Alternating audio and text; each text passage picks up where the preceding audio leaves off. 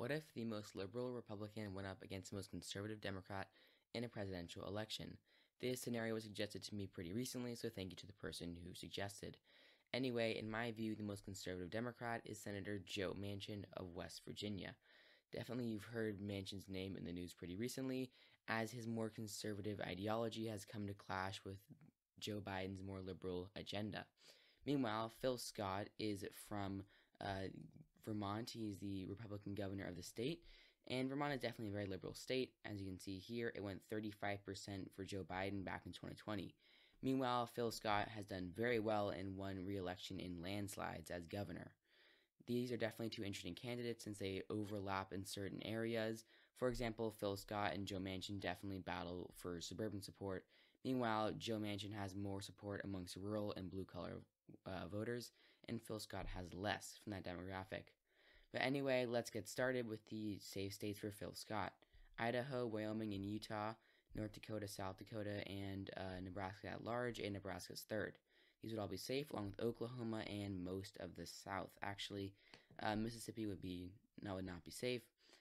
Tennessee, Kentucky, and West Virginia I put in the safe column, merely because it is such a Republican state and we're in such a partisan environment that while Joe Manchin could definitely bring the margin down from the 38% victory that Donald Trump had in 2020, he could bring it down to maybe something even like 20% if he did well enough. But it would not be enough to win the state as a whole. Anyway, that will be it for Phil Scott's safe states. For Joe Manchin, California, Washington, I think D.C. and Maryland will be safe, along with Massachusetts, Rhode Island, and Vermont, as I mentioned earlier, with Phil Scott and West Virginia. Joe Manchin could do very well in Vermont. It's such a Democratic state. These are candidates from two of the most partisan states in the Union. But Biden won this state by 35%. So Phil Scott could improve in Vermont. He could bring it down to be just barely be safe, honestly. But in the end, it'd still be a safe Democratic state. That will be it besides Hawaii for safe Democratic states. And I'll head into Phil Scott's likely states. Kansas will be likely, Missouri, Montana, Nebraska's 1st District, Mississippi, and South Carolina, along with Indiana and Alaska. These would all be likely states. And there we have it for Phil Scott's likely states. For Joe Manchin, Illinois, Oregon, Delaware, New Jersey, Connecticut. New York would actually be safe, my bad. And I believe Maine's first, just because Phil Scott has such an appeal to the northeastern voters. That's why he'd make Connecticut, New Jersey, Delaware likely. He'd do better with the suburbs in places like Illinois and Oregon. I think Colorado and Virginia, actually no, Virginia would not be likely.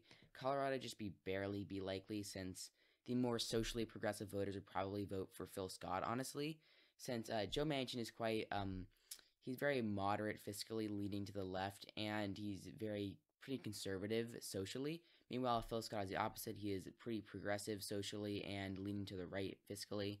So there we have that. And I think that Phil Scott would appeal better to the suburbs, and Joe Manchin do better with blue-collar workers overall.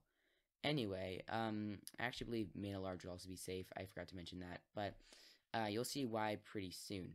So there we have it for the likely states. For the lean states, I'll go with Phil Scott first. I think Texas would be lean, and that actually might be it for lean states. Not very many overall. Actually, New Hampshire would be lean, just because, again, the northeastern vote, the Chris Sununu voters would go for Phil Scott as well. Nebraska's second would be lean. As mentioned earlier, moderate suburban vote. And that will be it for Phil Scott. So for Joe Manchin, I think Maine's 2nd district would be lean, hence Maine at large being safe, because the blue-collar workers and the rural voters in that area would definitely go for Joe Manchin. They would not go for Phil Scott. Anyway, I believe that we're going to Joe Manchin's likely states. Places like Virginia would be lean, New Mexico, Nevada, and I think all of the Rust Belt would be lean for Manchin except for Iowa and Ohio. And that will be it. That would, for the lean states for Joe Manchin, that would make him the next president in this scenario, 272 electoral votes. Meanwhile, Phil Scott is pretty far behind in terms of the vote count. And I think if we had to go to Phil Scott's tilt states, it'd be North Carolina, Georgia, and Arizona. So let's go over these calls real quickly.